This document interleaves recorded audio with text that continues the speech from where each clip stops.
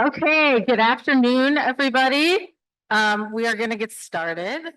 Welcome to the first lecture in the spring semester in our New South Meets Global South lecture series, and then the fifth lecture overall. So we have Gabriela Rendón is here from Parsons, the new school.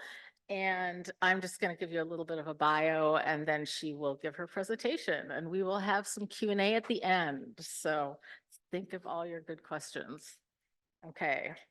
So Gabriela is a Mexican-born urban planner, researcher, and educator committed to social and spatial justice.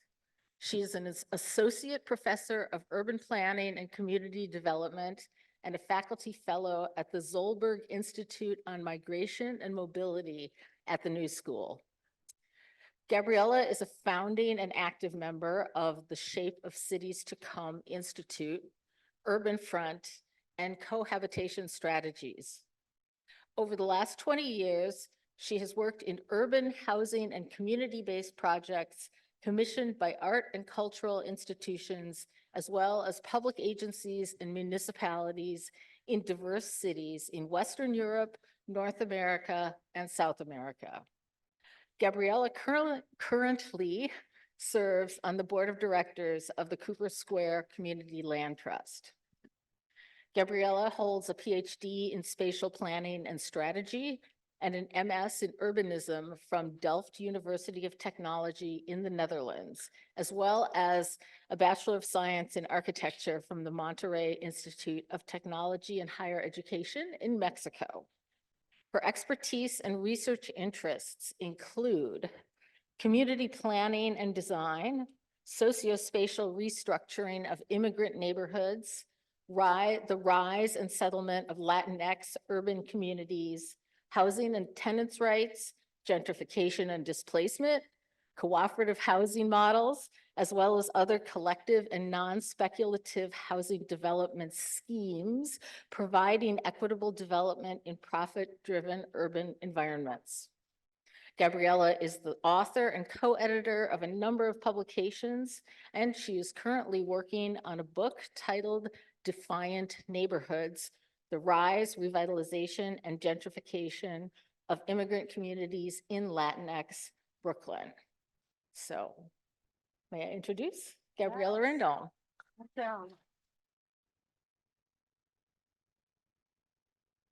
Thank you, Nadia. Can you hear me?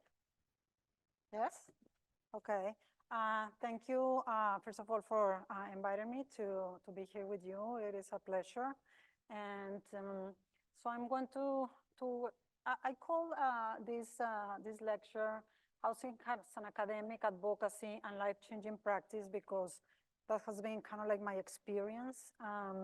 So it is not only my practice as an architect, an urbanist, and advocacy work, but it has always transformed, my own life. And I'm going to talk about like the last 20 years of my career, which is like a lot to say. And of course, I work in different, I've been working like in different fields, but in those fields in different areas, just as Nadia mentioned, like in housing, community planning, and environmental justice, also with women, immigrant women, many things. But I said like, okay, how can I connect, like all these different projects in a way that makes sense? And I think that housing is kind of like it has been always present. So I'm going to talk about myself and my practice through the housing lens. And I'm going to do this talking a little bit about 4 organizations or spaces that I have co-founded. One is Cohabitation Strategies. The other one is Urban Front. Those are more like practice-based. And these other 2, the Parsons Housing Justice Lab and Shape of Cities to Come, is more related with education, but also connected with activism in the city and with different communities.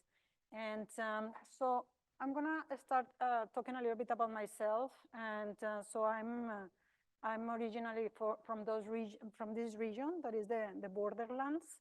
And my family, my both sides of my family have been in this territory for more than 500 years. So I'm very connected to this area. You will recognize it a little bit more if I divide, if I mark like the borderline between the United States and Mexico. That borderline was not there, when my family started settling here. I was born in the city of Monterrey, which is that spot, a white spot very close to the border of Texas. And then when I graduated and became an architect, I started practicing in Monterrey, but very soon I moved to Tijuana, to the border region of Tijuana and San Diego. So this is kind of like a zoom to that region, and you can see that it still is very, very present, the borderline. And for me, it was a great experience when I moved there. I always said that the border and Tijuana was my first urban teacher, because I was like a very young architect, and I had like all these dreams, But when I arrived there, I found like all the contradictions, of the developed world and the developing world, and all the contrast, the disparities, and I was lucky to have like a visa, like a tourist visa to cross the border on a weekly basis and experience both sides of the border. But I was very committed to work in the Tijuana side. It was a very interesting moment because a lot of people coming from different fields, sociologists, anthropologists, people looking into urban studies, and we're like situated like in this territory at that time. We are talking about the late 90s, because it was like a very interesting phenomenon what was happening over there. And what was happening is that the North American Free Trade Agreement was signed in 1993, and it took effect in 1994. And as a result of that, many assembly industries, or what we call maquiladoras, established across along the border, And what happened, like without any planning and any infrastructure, what we saw, it was like a very fast growth of irregular settlements, kind of like around of all these assembly industries, or what we call maquiladoras. And this is kind of like a view of one of those spaces. And something very important is that the same, the day that the NAFTA, the North American Free Trade Agreement took place, was one of the most recent uprisings in Mexico. I don't know, like if you're familiar with the Zapatistas, but it was in January 1994. Sorry, that they rose up because the Article 27 of the Mexican Constitution, which was related with land and was gained, as part of the Mexican Revolution, was reversed, for the benefit of all the industries that were settling in the country, So collective land that was really, really like important in indigenous communities was gradually privatized, displacing many of the farmers and workers to cities, and creating like a lot of problems, and many of them were start like moving north, for opportunities in the border cities, but also like trying to cross the border. So at this time, I was not aware, like of this connection. I was like very young, and I was trying just to understand why all these things were happening at the border. This is a few years later that the Zapatista National Liberation Army, took like this march through like different 12 states, gaining support, from the multiple indigenous and working class communities and groups, and that culminates in Mexico City. And what this movement was kind of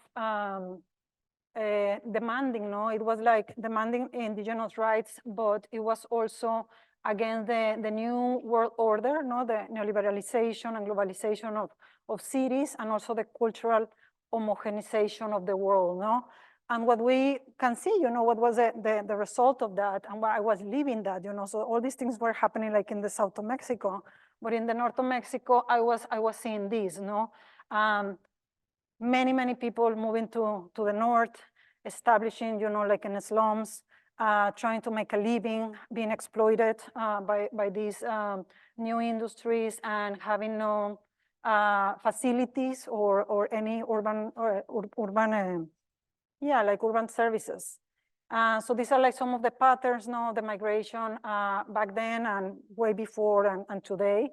But at the same time, I was like a recent architecture, like I was a recent graduate from architecture, and I was designing these beautiful buildings. This was the first building that I designed and constructed along with my partner in Tijuana. It was like a flower shop and a gallery very close to the border.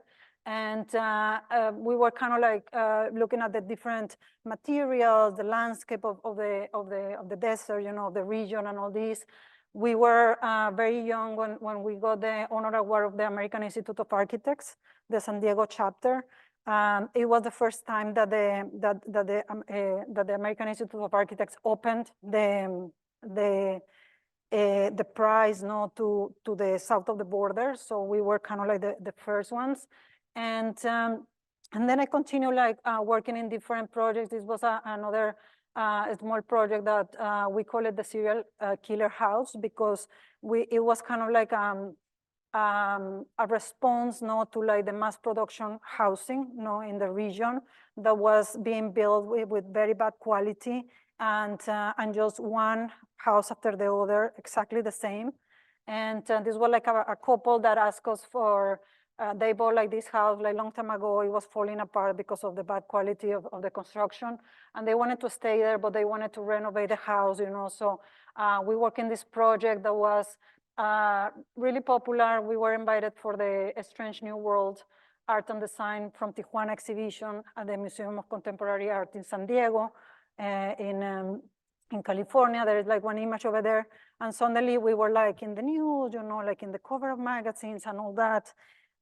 But our reality was really, really complex, no? So I was doing this project, and I was feeling like very frustrated, no? I was feeling like how can I understand, what is happening in my surroundings in the city, and without having like the tools, to read the city, to act on it. There were like a lot of deaths, like at that moment, because the amount of migration increased with the NAFTA, with the agreement that I was mentioning, and it was surreal, no? Like everything that was happening. There was like a lot of violence. I think that this is the more ironic picture that show, what is the border, like a wall trying to divide the sea, and not the sky, because it is impossible, but you can see here, how crazy this is, no? And so in the early 2000s, out of this frustration, I wanted to, again, to learn, like to move from the architectural scale to the urban scale. And in order to do that, I applied for the Delft University of Technology for a master's degree. And I was very lucky to have a scholarship.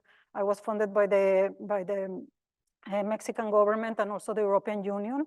I got like a very good scholarship that allowed me to travel and to study in the Netherlands. This is the city of Rotterdam, where I moved. At that moment, the Netherlands and especially Rotterdam was kind of like, it was an epicenter, for architects, like Rem Koolhaas and many others were flourishing at that moment. And And it was very interesting to see, you know, what all the things that were happening, you know, having in my mind, you know, like what was happening like in Mexico and in Tijuana. And actually my master's, I based it like all the research in Tijuana, but I was slowly moving to understand what was happening in Europe and in the Netherlands. One of the things that caught my attention was the social housing. The legacy, no, like, and the back then model that was still established. Rotterdam was like a laboratory for me because it was a city that was bombed during the Second World War. So there were like a lot of reconstruction projects and a lot of experiments in terms of architecture. So these are like three different models of social housing from different times. And but the most interesting part and kind of like shocking is that during this period, the European Union was kind of pushing for certain directions, no, like in Europe and including the Netherlands, and all the, you know, like the projects, the plan, the funding, you know, because everything is coming from the European Union, was about urban regeneration, no, that they call it urban regeneration, and it was kind of like this view that social housing was not so. I mean, it was needed, of course, but they wanted to go more for privatizing, you know, like social housing. No, they wanted to create another market, and again, it was pushed by different scales of policies, but it was a clear shift, you know, from the social housing and rental housing that had been like in the country for many decades, to the financialization of housing and also the privatization of social housing. So right in 2008, right when the global financial crash, no, took place, and all this bubble, you know, and the financialization of housing and cities, you know, kind of like exploded. I funded cohabitation strategies with with my long-term partner and other friends that were similarly frustrated, you know, with what was happening in the Netherlands and around the world. This is the picture of us at the beginning of this journey, and what we wanted to do, you know, with this practice, being aware of all the things that were happening, was to really understand what was behind, you know, like those facades. So we will see like all these shiny and beautiful buildings, you know, built by like all these architects, but we wanted to understand, you know, what was behind that, you know, like how many people had been displaced in order to build those buildings, how many construction workers had been exploited from as part of those developments, what are the policies, you know, that were affecting like a small neighborhood, the city itself, the European Union, and so on.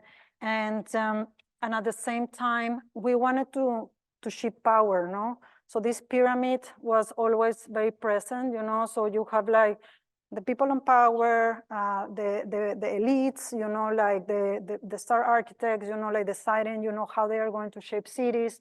And then at the bottom, you know, you have the citizens that had no voice, no? So what we wanted to do with our practice was to shift that dynamic.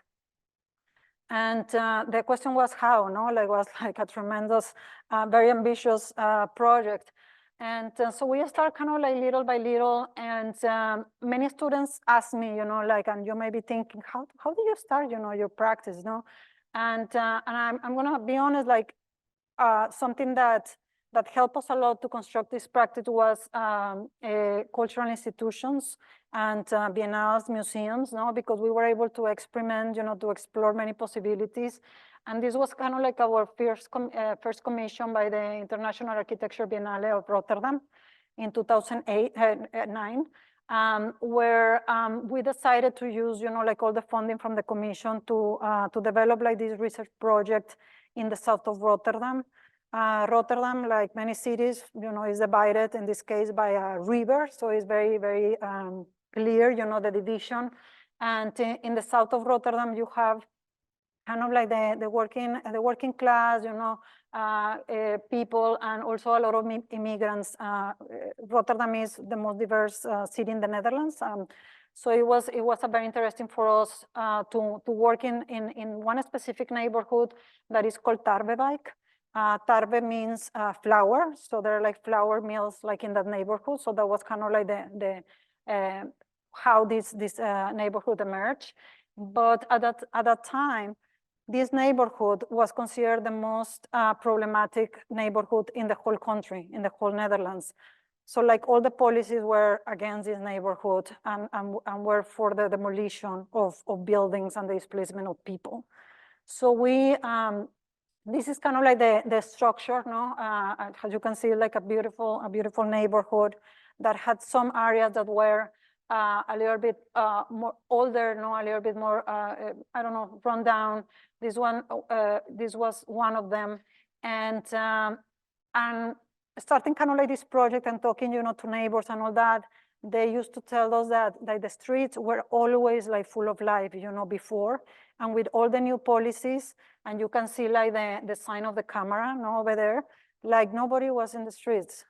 So there were like police all over, you know, like it was this constant surveillance. And I mean, I think that many of us are familiar with similar things happening here in the US, but over there it was very aggressive, and it was, there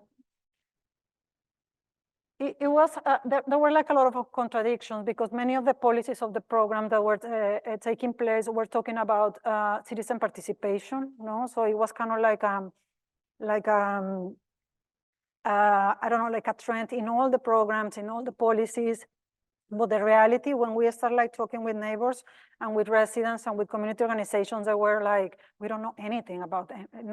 Nobody's asking us, you know, like how we want to transform our neighborhood, or what are the things that are going to happen.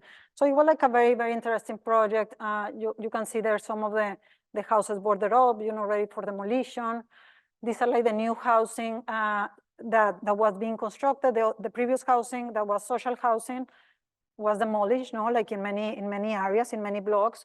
And this was kind of like the new model that was not rental housing, but home ownership, no? Like they were kind of advertising these new units as home ownership, but nobody wanted to move there, you know, like there was like a lot of stigmatization. So it was a very interesting case that I can really talk for hours. But the most important thing about this project is that we start understanding, no, or at least I was, how to approach, you know, like this type of conditions, and how to work with people, no, how to learn from them. So we were not seeing ourselves as the experts, but we were thinking of ourselves just as contributors to the work that some of them were already doing. We realized that it was like very complex, you know, to understand like all these layers in the city. And for this exhibition, what we did is we had like a series of dialogues with different groups. We have a district walk. We have like these small booklets, you know, sharing the knowledge that we had co-produced, you know, with some of the residents. There was like a movie, you know, there was like a film about the neighborhood, and all those activities that start kind of like questioning, you know, like, is this really like the worst neighborhood in the country? And no, it wasn't, no? So we wanted to expose that. So that's why it was called Exposing Tarvevike. As part of the exhibition, we had kind of like these type of drawings, just discussing certain things, you know, like in this case, it's like migration and housing. And at the end of the event, we had like very good relationships with many groups. This was like an immigrant community, mostly with a resident from the colonies of the Netherlands, from the Caribbean, and also people from Morocco and Turkey, mostly like a Muslim population. So we established like very good relationships with them. So when we finished with this exhibition and this project, we applied to the Netherlands Architecture Fund. And we said like we want to do like this larger research, you know, like more serious, and we won like a preliminary, kind of like one of those awards for starting, no, like the proposal, and we start working on this project that we call union Tarbevike, no? So it was kind of like a metaphor, just imagine a labor union, organizing workers. But what we're trying to do is to organize residents, no? So we wanted to create like solidarities in the different groups that were there doing similar work, but they haven't talked to each other, like actually sometimes never. And we wanted to think about different ways of reappropriating the space, like the housing that has been abandoned, but also like public spaces. And so we wanted to also like empower, like the residents by this co-production of knowledge, but also kind of like facilitating certain interventions, but allowing them to continue, like to train them to continue with this type of projects, because we knew that we were going to be there for sort of just for a certain period of time, For this, and I'm talking more about this project because it is where we created our framework, our research framework. And so we thought like, how are we going to bring, like, how are we going to combine like all the scientific and academic knowledge with the popular knowledge, like the experiential knowledge? That was kind of like our main task. So in order to do that, we established what we call the strategic research unit and the action research unit. So the strategic research unit was more like investigating, like all the policies, like at the different level, national, regional, and all that. And the action research unit was more focused on the city and the local, but working more like with residents and community groups, And this action was always done through different committees or projects, that will bring, like this academic knowledge with the experiential knowledge. This is a diagram of the project that we were envisioning. There, we were partnering with different universities. We were partnering with different cultural institutions that you will see on the lower side of the slide. And we invited like different people with different disciplines, to participate in this project. I don't have the time to really explain in detail, but we have like different projects out of these committees, that we form. This was one that was kind of like an organizing project. This was one. This one is it's called Pension Tarbevike, that was thinking about all these vacancies in the neighborhood. So they were spread, not only in blocks but also like in buildings. How to create a system that could welcome immigrant families and immigrant workers, because it's very difficult in Europe. You need to have a permit, you need to have like so many things. So how can we facilitate, like that transition, and at the same time address, like the vacancy issue in the community. And what happened with this project is that we start mobilizing, like a lot of residents and organizations, that when we were waiting for the second cycle of the project, of the funding, the Netherlands Fund said that their agenda had changed and that they were not going to be able to support us.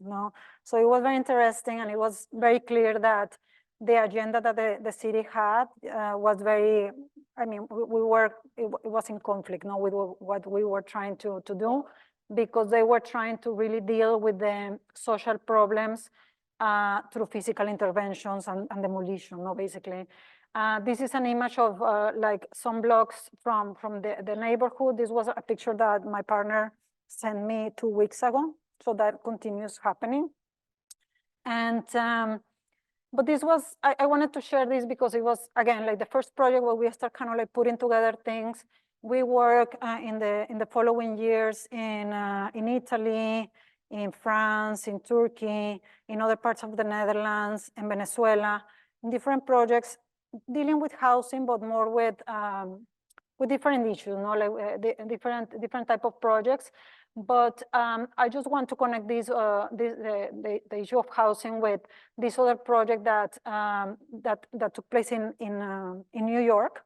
So in year 2010, I was invited by the new school to teach at Parsons, and And since the very beginning, I think that the first week that I arrived to New York, I went to visit some housing groups in the South Bronx, and because I've been reading about like all this amazing work that they were doing. Soon after, I was in marches. This is a very, very massive march that I went with my students. Those are like the ones holding the banner, and I started like working in different capacities as a researcher, as an advocate, and also like working with the students in different projects. And in having like kind of like all this experience, it was like a great opportunity for us that in 2014, we were commissioned by the Museum of Modern Art, the MoMA, to this exhibition that was called Uneven Growth. It was about having like representatives from major cities in the world and thinking about different ways to address the issues of the time, no? For us, we partnered with another firm of architects, so they were pairing like architects with urbanists. And for this project, we said since the very beginning, you know, housing is the most the greatest issue, no, like in New York. And because we were already part of this housing movement, you know, it was a kind of like simple, you know, to reach out, you know, to different organizations in the different boroughs, different experts, communities, organizers, to understand, you know, like really what was happening, you know, like at different levels, who was taking those decisions, and we were thinking, how are we going to communicate this to the public, no? Like in this museum, you know, that is, you know, like a very important institution. So how can we use, you know, like the work of the exhibition to also help people, you know, common people to understand, you know, what is happening in their communities. So we did this short documentary. These are like some of the people that we interview. The name of the documentary was Uneven Growth, and it was divided like in 4 small sections. One was about homelessness. The other one was about vacancies. The other one was about predatory practices that were mostly happening, you know, like in immigrant communities and Black and Latino communities. And lastly, we were talking about the affordability crisis, no, how to solve it. No? And so it was like a very interesting project because we start with that, you know, learning from the people, no, from the people that is in the streets, like on a daily basis, dealing with displacement, you know, and gentrification, and at the same time we were kind of like investigating, you know, like the different alternatives, you know. So we know like the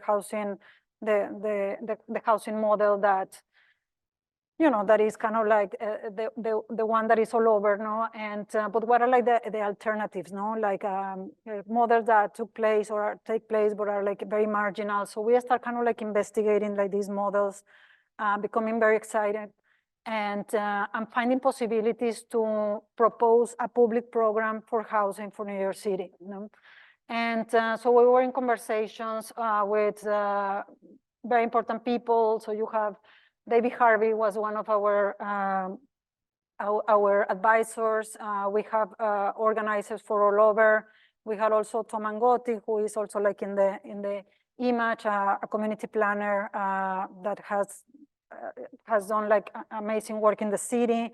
So we had like these sessions, and we start kind of like showing, you know, like a model, no, like a possible model that was kind of like what we call it, like a hybrid ownership model for affordable housing. I start thinking, what do we have? You know, what are the legal instruments that we have? What are the possibilities? What are the programs that existed and don't exist and that don't exist anymore? And I mean, I'm not going to explain this because it will take me hours, but just that you have an idea that we were looking at every aspect, no? And the result of all this work was what we call the Housing Cooperative Trust. That was kind of like this program that was about creating a community district land trust, was at the core. I don't know if you're familiar with a community land trust, but it's a model for housing or other type of developments where the land is owned by one entity and the housing is owned by another entity. So that way, the housing that is on top of the land, that usually the land is kind of is taking care, or is like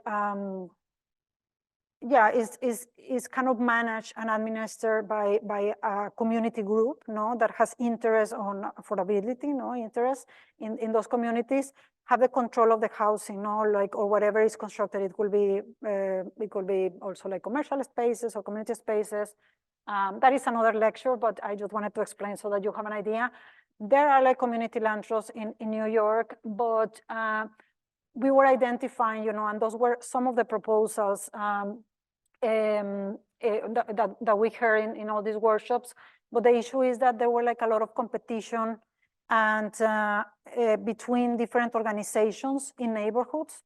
For one, there were sometimes 2 or 3, community land trusts very close, that were emerging. So we were thinking in a community district land trust, because New York City is divided, like the administration works like that, no? And so that was at the center, but we were thinking also in a sort of model of mutual housing association, cooperative housing trust that was kind of like individual cooperatives managed by the residents, and also a district-based credit union, no? And so that was kind of like the components of this model, and the idea or the objective was the rehabilitation of many of those vacant spaces that we had identified, sometimes clusters of 2 and 3 family homes that were abandoned, and the construction of new housing also in public land, for the public good, and also the preservation of low-income housing. So that was kind of like at the heart of this proposal. Here is another example of the model, like another visualization, sorry. And then for the exhibition, we created like animation to show the model, because it was kind of like hard to understand. I mean, hard to explain, to the general public. And here is the exhibition, at the moment. And so I don't know. I hope that I'm good with the time.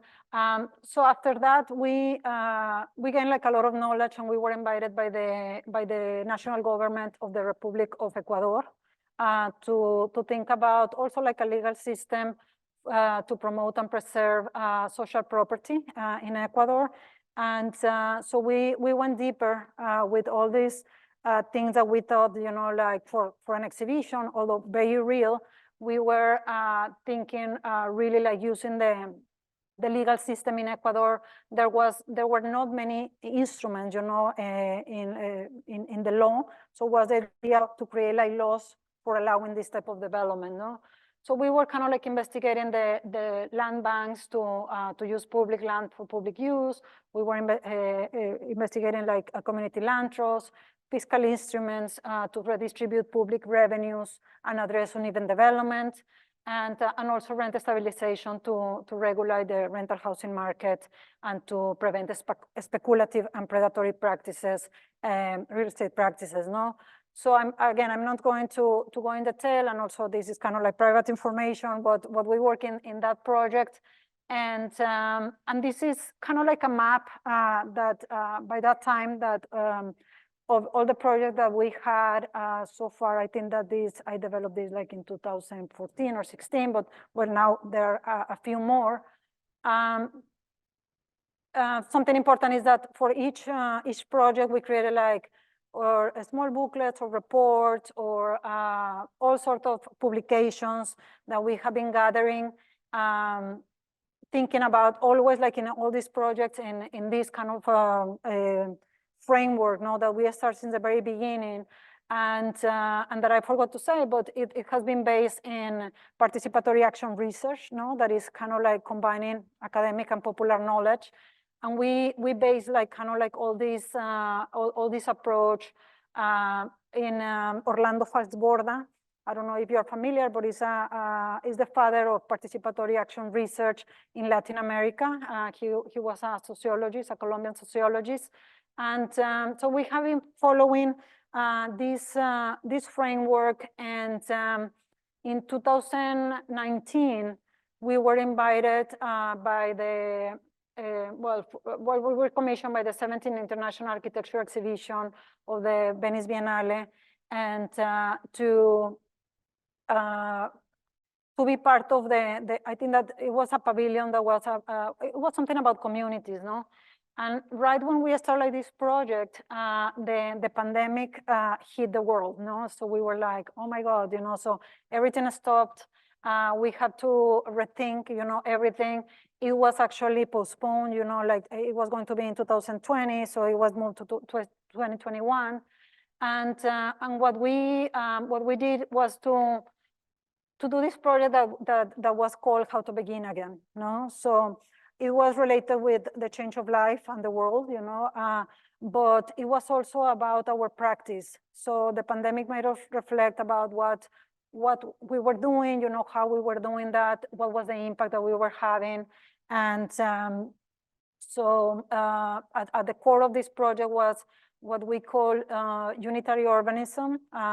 So it is a term that we redefine because it was first defined, by the Situationist International. I don't know if you're familiar with them, but we redefine it as an anti-capitalist and transdisciplinary practice that attempts to bridge popular and scientific knowledge to co-produce social and environmental justice in cities. No, it was like, of course, like a very simple to say it, but very difficult to achieve it. But it was kind of like a provocation, no? Like this pavilion. It was about going through these walls, and there were like different steps. One was kind of the conditioning or unlearning what we have learned, through different workouts. The other one was kind of like reflecting of kind of like bridging popular and scientific knowledge. And we added kind of like all our heroes, or our inspiration, and how we imagine, like that combination of knowledge, different type of knowledges. And then the step 3 was also like a provocation of how to act on the production of the city, but not just as an architect or as an urbanist, but talking about that the city has to be produced by many disciplines, no? And we have kind of like a sort of manifesto, like in this, the red one that you see there, that talks about the new, because I said that we call it How to Begin Again, this new practice that we were envisioning at that time that is called urban front.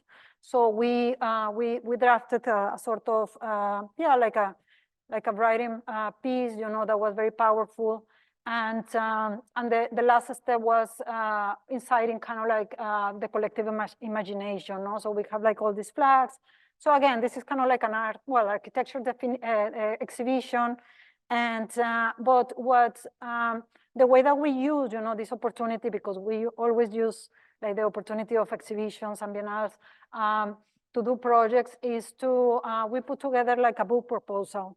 To think, like in the last, I don't know, 14 years of our practice, what were the lessons? No, we were asking ourselves, what did we learn? And how can we move forward, possibly in other direction? So it was like a good time, So we were young and energetic, working, for hours in neighborhoods. So we are working on this book. So if you're interested, it will be out like probably like in a year or so.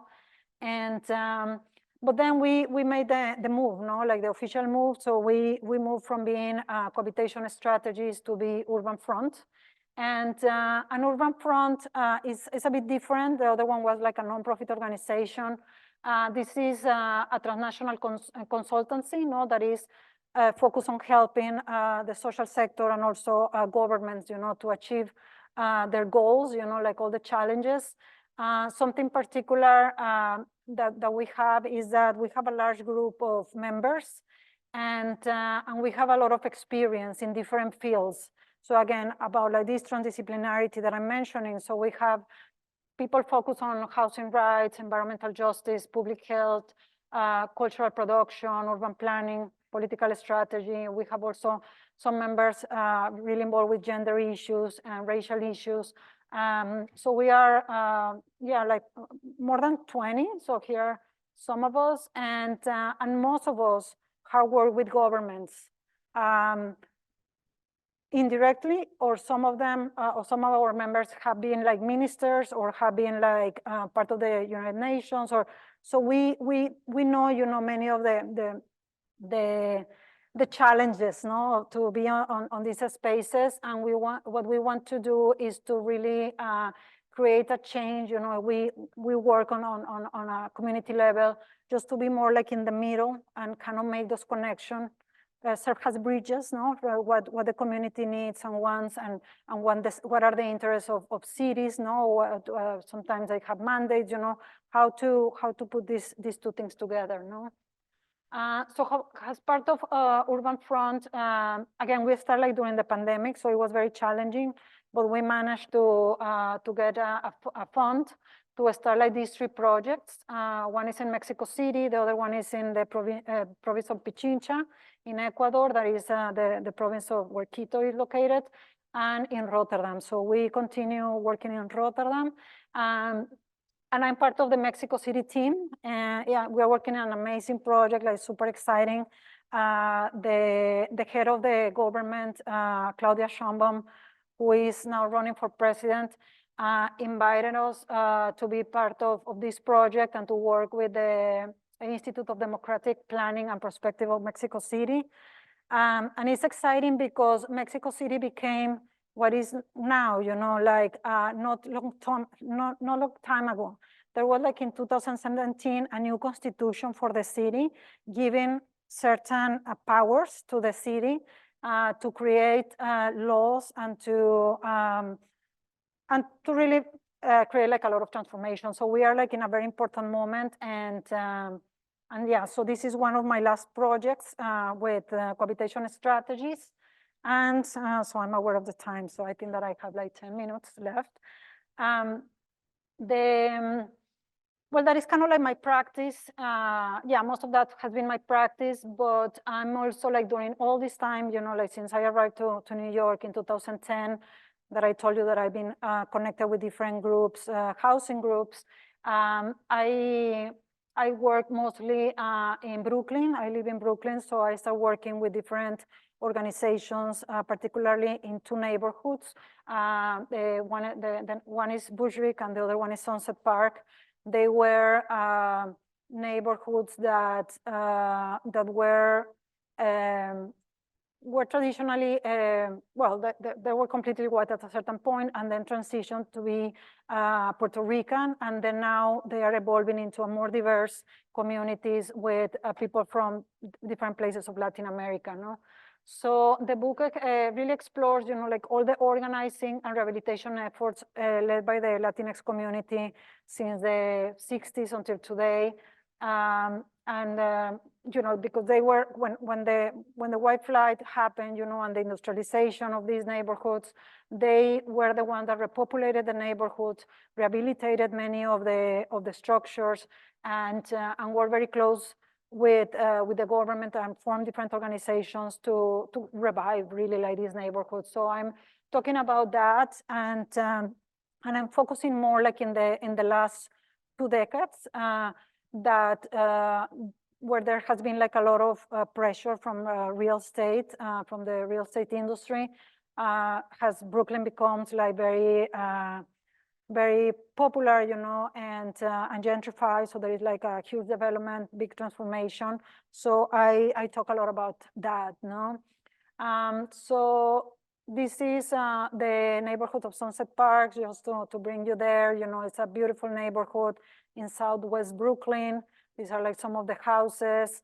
And this is like the shops, local shops that the Latinx community have established there forever. There are like all these amazing festivities, and festivals every year where you see the Puerto Rican community, the Mexican community that is growing, and many other Latinx communities really transforming, that have been transforming these neighborhoods. On the other side, this is Bushwick, also like a working class community, also with a very strong presence of Puerto Ricans. And but what we have seen in the last 20 years is like a decline of the Latinx population and an increase of the white, more wealthy residents. and there is like a struggle to find housing, no? There are a lot of rehabilitations, houses that sell for like millions. It is really insane.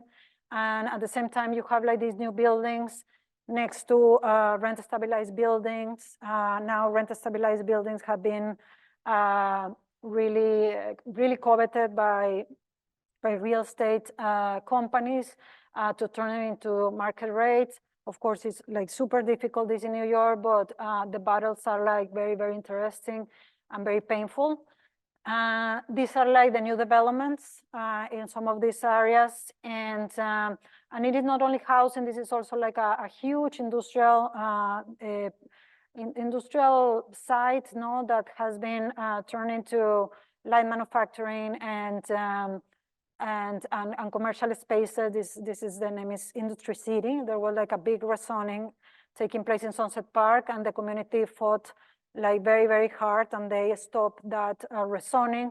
So I have been documenting like all those fights, and as part of like this project, I have interviewed many. I've been very close to the Mexican community because I'm Mexican. I've been because I have found that they have been one of the most affected groups for many reasons. Again, that would be like another lecture, but something very important to say is that he's Fabian, you know, like he's like an amazing housing organizer and leader. And I start, you know, like interviewing families and learning a lot from them. Really, they are my heroes. But I discovered that they really wanted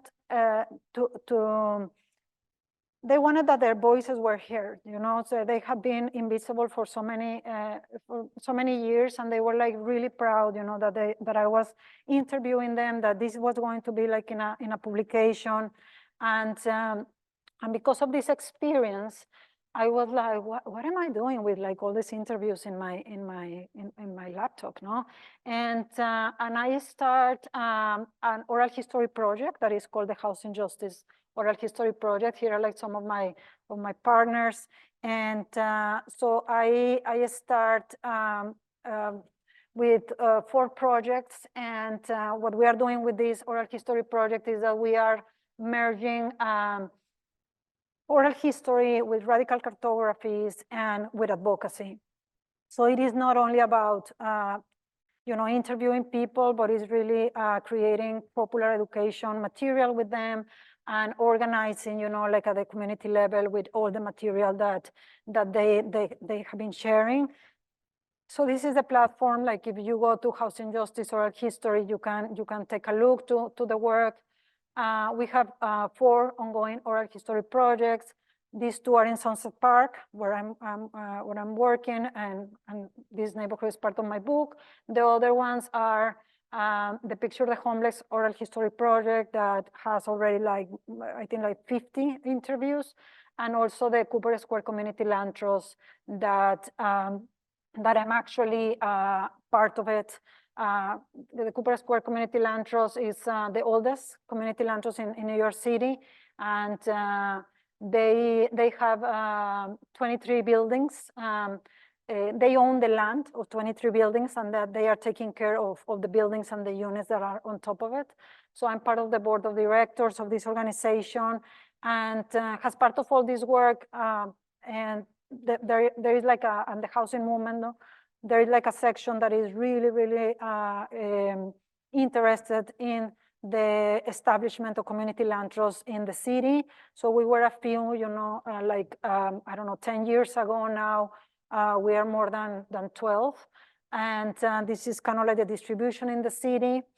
And lastly, my last project is called the Shape of Cities to Come. And this is the Shape of Cities to Come Institute. It's actually an institute that is, I was talking to Nadia yesterday. I was like, it is crazy what we are doing, but yes, it's an institute for community organizers and movement builders.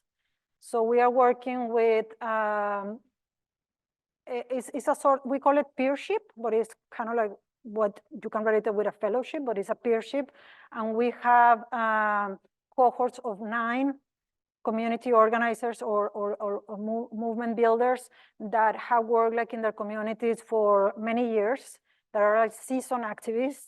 And we are trying to see how all those little projects, no, that are taking place in communities can be strengthened by united forces, no, because always, you know, like the movements, you know, sometimes act separately, you know, but we are better when we are together, no, we have more power.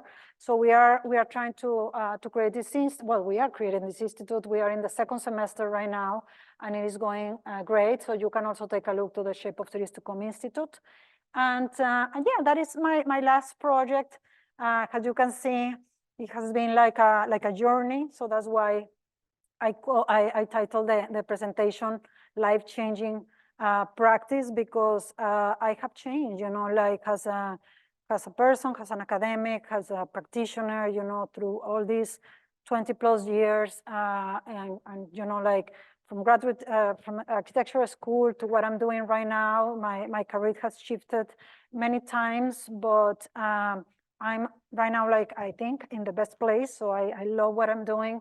And yeah, so if you're interested in this type of practices, feel free to look at some of the websites that I share, or just talk to me. And of course, we are going to have, I think, like some space for questions and answers, right?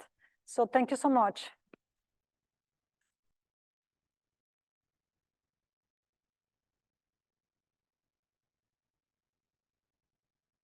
Let's see. Okay, so the way this is gonna work is that I've got the microphone. So those of you who have questions, you can raise your hands. I've got one already right here.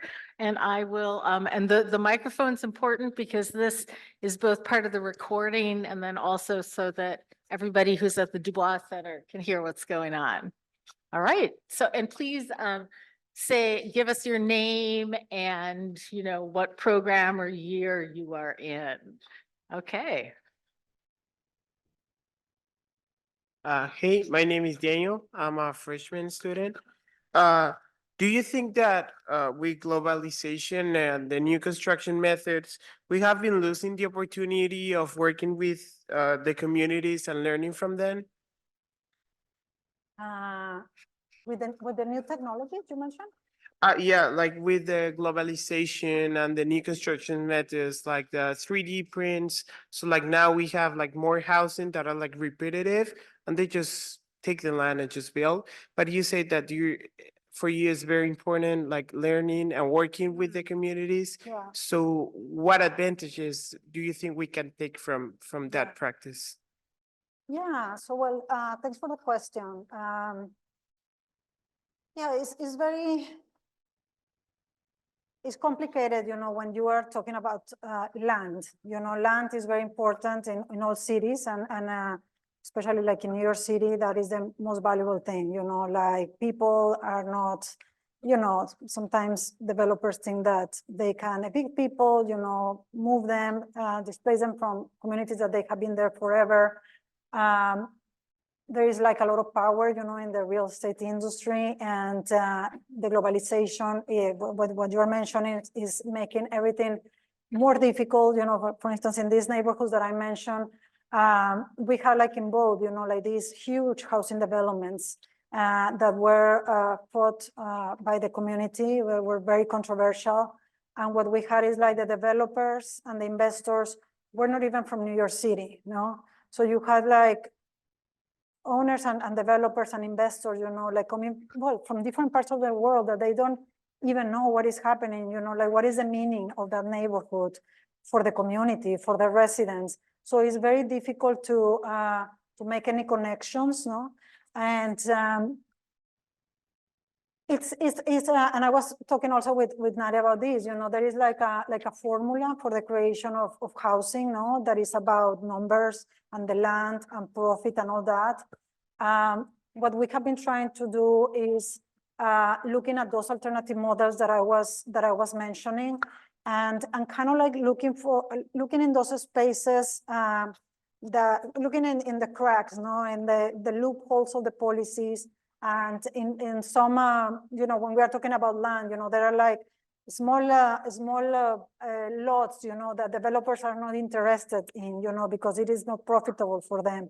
But other organizations that are more like locally based, that they know what the people want, they know how valuable those spaces are, no, or how like a big structure that has been abandoned for years, can produce jobs and can produce housing for the community and all that. So I think that there is, for architects, no, and urban planners, I think that we have a lot to learn from the people, no, from the residents, to make decisions and also to think about like the impact. So it doesn't mean that there is not going to be a production of housing as we know it, market rate, but in the case of New York, there have been like different mobilizations, no? Like in 2019, for instance, we gained the most important housing protections in not only New York City, but in the state, because it was like a movement, of different organizations saying like,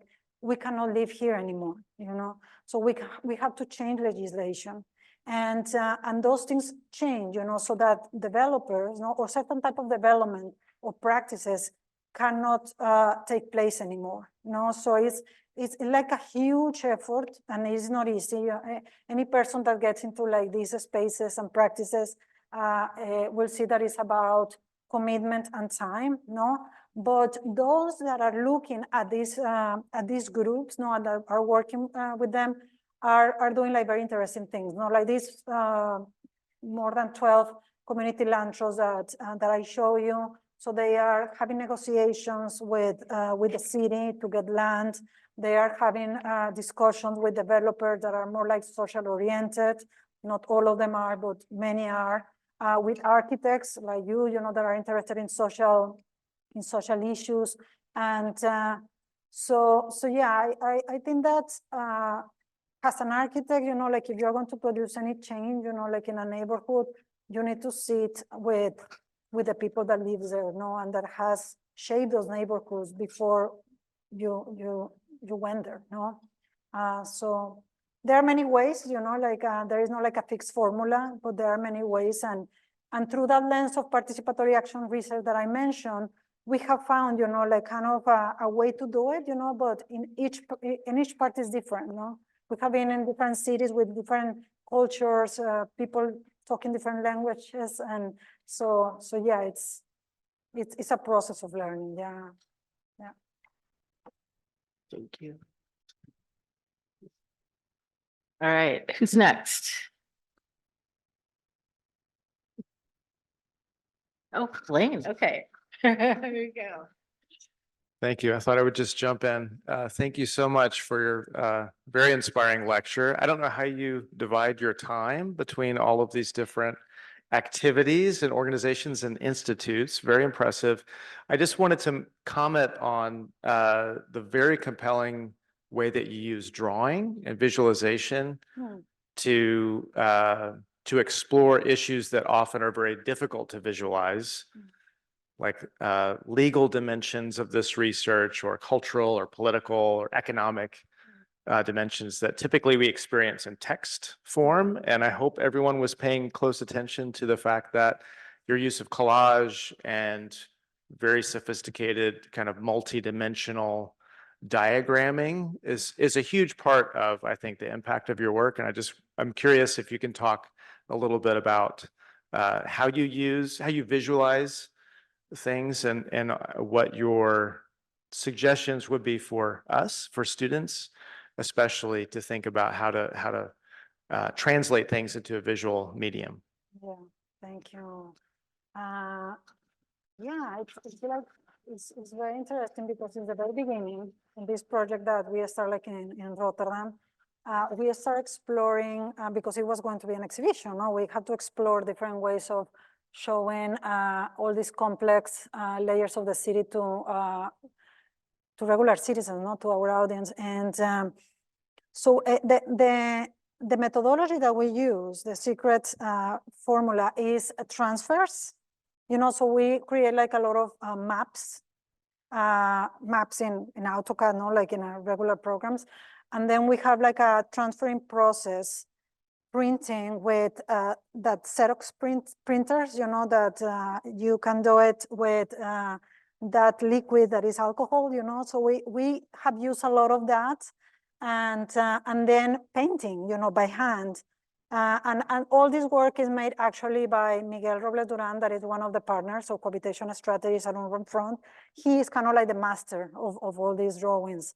But we go crazy with these diagrams. I mean, I just show you some, but we always do like these diagrams that what we call like critical cartographies, no, that are kind of like representing the struggles, you know, like in a neighborhood, or the conflicts between the different community groups, you name it. You know, we always produce like all these drawings, and we use different media, no, for these, as I mentioned. So we have used documentaries, animations. We have worked with the Theater of the Oppressed. So we are like very inspired by the Latin American tradition of the 70s. So I mentioned like Orlando Falsborda, but Augusto Boal and Paulo Freire, you know, like all these are inspirations for us. So we have worked with the Theater of the Oppressed in Philadelphia doing theater, but always the drawing and the imagining, you know, like all those other possibilities are like very important, and I really encourage you to explore those exercises. Yeah, yeah.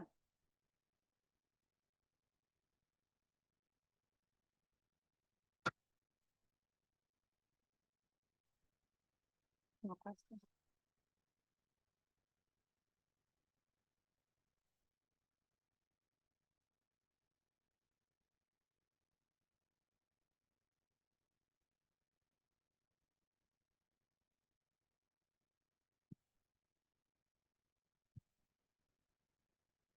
Okay, I have a question for you. Wow, quiet. Do you? It must be you- the new weather, the cold weather. I have a question for them. So did you find some similarities, you know, like when I was talking about my work, that you have found like in your neighborhoods or in the city, where are you from, or in this city? Some of those processes that I explained. Yes. Yes, it's very interesting because I've been working like in all these different cities, and it is kind of like the same, you know, that we see over and over and over, you know, but in different cultures, in different languages, with similar outcomes all the time. And so yeah, something is wrong, no, like with the world, because it's not possible like that in all the places we are experiencing, you know, like a lot of that development comes always, you know, with displacement and with affecting certain populations, no? So I think that as architects and urban planners or urbanists, we need to find ways to be more conscious about that. So I will really encourage you to look at the surroundings, you know, see who lives there, you know, look, I mean, you have the privilege to have in your hands like all these statistics, you know, and maps and things that you can see what is happening here, you know, why are we doing this, you know, and to be critical about what you are doing, you know, even when you are working for architecture firms or government, you know, or city agencies, you can be critical about what is happening and to change things, you know. The housing crisis and the crisis of cities is just getting worse and worse, and you are the new generation, so we have a lot of hope that you can change something, no, not everything, because as I said, that it is a very ambitious project to make a change, but we are like a group of people, you know, like now, like we are like this consultancy that we are 20 plus, you know, and we are all working in the same direction in different places, and that is very inspiring, you know? So I just want to encourage you to take action. Yeah. think critically and to change your communities, starting by changing yourself, no? Like, I don't know, like if you, I mean, this thing of the right to the city, no? Like, it's about changing ourselves, no? By changing the city, and it's really rewarding, I would say, yeah. Okay, I've got a question. Okay. So I'm wondering, we think, sort of typically, what do architects do, right? We do, like the beautiful projects that you showed at the beginning. And I think, and I would call this a follow-up to Blaine's question, that in addition to the diagramming, what would you say in your, education in architecture, design, your professional practice, that sort of thing, what aspects of that in particular, or the way we think as designers and planners, assists you, or is something that you do in this work that might be different from, a sociologist or something like that? How do we connect?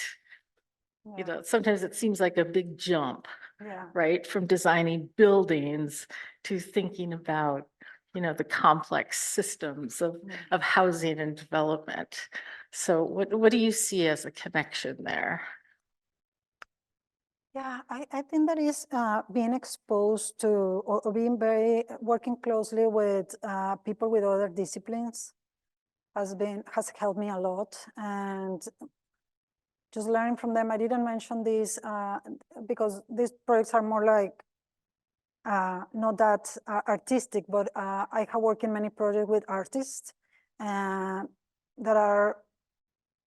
have allowed us to be provocative because you are kind of like between, the art world and the architecture world and the urban world, and but working with all those other disciplines, besides the provocations, is thinking differently, and in collectivity. So it's very different to think by myself, and that to work with a group. And that is not easy. It's actually super difficult, like when we talk about team groups, it's like, oh my God, like it's a challenge, because we are coming from different places and different disciplines, and sometimes we don't agree, but it's really good to have disagreements, to debate things, to see how others are using, art in different ways, and some are more like technicals, have more technical skills, and how to combine that. So that is something that has been, yeah, like a constant thing, like in all my practice. But I think that also curiosity, and not being afraid of, of exploring, like something else, so I'm very curious. I get super passionate about anything that I read, and like I go like super deep, so I'm one of those persons writing and looking at all the details, and then I go into this and that, and I think that has opened me like many doors also, because I'm doing, for instance, I started like as an architect, urbanist, working with artist policy and all that, and now like I'm connected with the Solver Institute on Migration and Mobility in the New School. And that is another world for me. So I'm learning so many things about migration, and that is not my field, but it is highly connected with cities, So, and that is kind of like the topic of my book. So something exciting about our practice is that we will never get bored, like there is always so many things to explore, so many possibilities, directions, and it's just like finding the way of combining, what works for you and for the world, of course, yeah.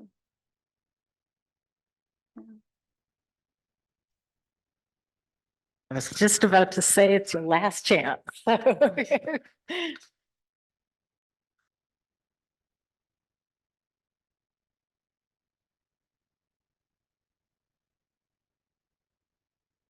Hi, my name is Brianna and I'm a first year. As my question was more about public housing and like how it works. So would it be still be treated as like the same as public space and who has access to that space? You mean like in public housing? Yeah, you talked about like public and social housing. So like, how does that work as like a system? Well, in New York and in many places here in the US, it was a program, that emerged in the 30s, and then it went on like very strong in post-war years, and it was connected with urban renewal. That was like a federal program, and there were at that time like many neighborhoods in large cities that that experienced like a certain decline because of the industrialization, the white flight to the suburbs. There was like a suburbanization process, after the Second World War, and many neighborhoods, suffered that decline, but also many other issues like a lot of disinvestment, and in some places, and I'm talking mostly about New York, the city had this program to demolish, like to clear many of those spaces to construct public housing with federal funds and other type of funds. So that stopped like in the early 80s, that program. So, well, in like that, like in a massive way, and things shifted to like different scale and different type of projects. I know that in other cities it's a bit different, but I'm more familiar with the case of the Netherlands and the US. Now, suddenly, like all the responsibilities, that the state had, like in that regard, were shifted to nonprofit organizations. So like most of the nonprofit housing corporations are the ones that are getting like the funds, the federal funding for the construction of housing. It is not called public housing anymore. It's more called like affordable housing.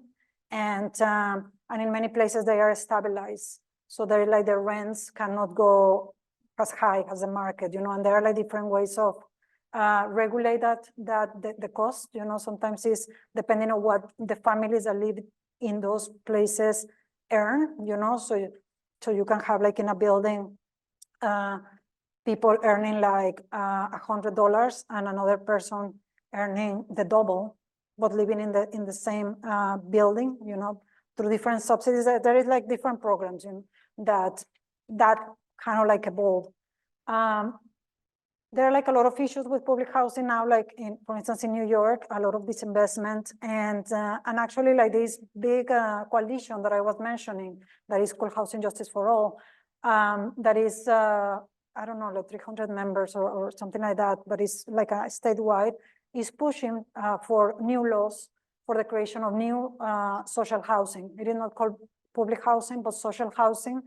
And it is like a very interesting moment because it's, what has happened is like, I mean, the city has revenues, and the federal government and the state and all that, but it has been benefiting for the most part, developers, and giving responsibility to certain developers to develop affordable housing. But with these new proposals, that are coming again from the ground, from all these organizations, they are pushing to find alternative ways to produce housing, and to have social housing. In the Netherlands and in Europe and in many other places, that is more like called social housing. It works through non-profit organizations, so very similar to here, but they have like another system similar. There are like different systems. Like we have been looking at the system in Barcelona, in Paris, in Germany. So there are like different ways to regulate housing, and those models are very important because in many places in Europe and also like in New York and in the US, public housing has been privatized. So how to prevent that? We are losing like affordable housing from one day to another. So yeah, but it's like a complex conversation, but super interesting. Like if you're interested in that, there are like very interesting books and of like the old model and the new models. Yeah. Thank you. Yeah.